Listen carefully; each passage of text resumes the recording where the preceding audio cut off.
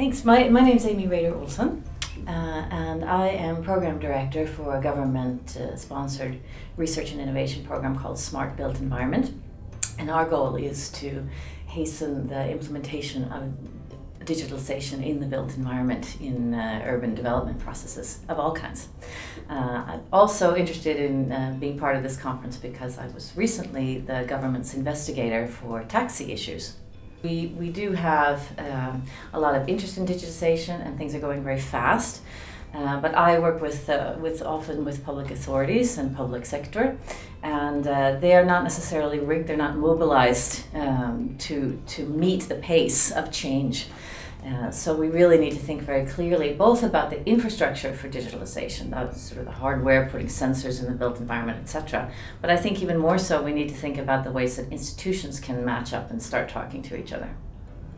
I think Sweden is known globally for being a good place to try things out. And that's true of all markets and not just digitalization.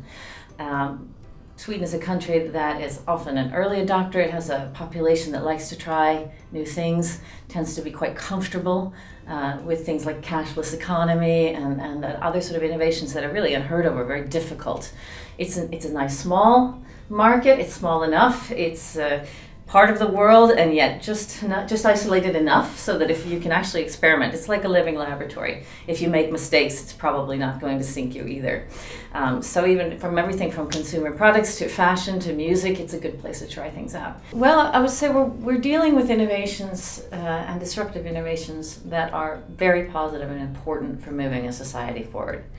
You can go back to theories of evolution and theories of economic development as far back as Schumpeter to find a lot of credible evidence that you need to shake things up in order to move things forward. The question becomes, I think, where do the people come into the equation? Who are the winners and losers? And I think in terms of meeting up with each other, when you have innovations that are moving pretty quickly, you also have to mobilize yourself pretty quickly in new kinds of constellations. I think one thing we're certainly starting to understand, and maybe not we're starting to understand, but not necessarily understanding what to do about it, is the idea, the understanding that this is going to require different constellations of people, different groupings of people.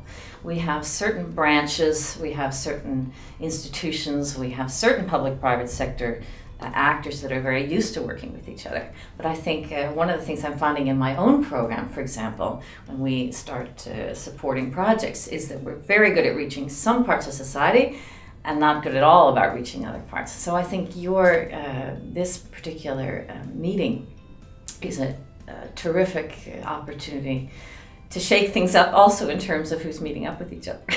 So that's what I'm hoping for.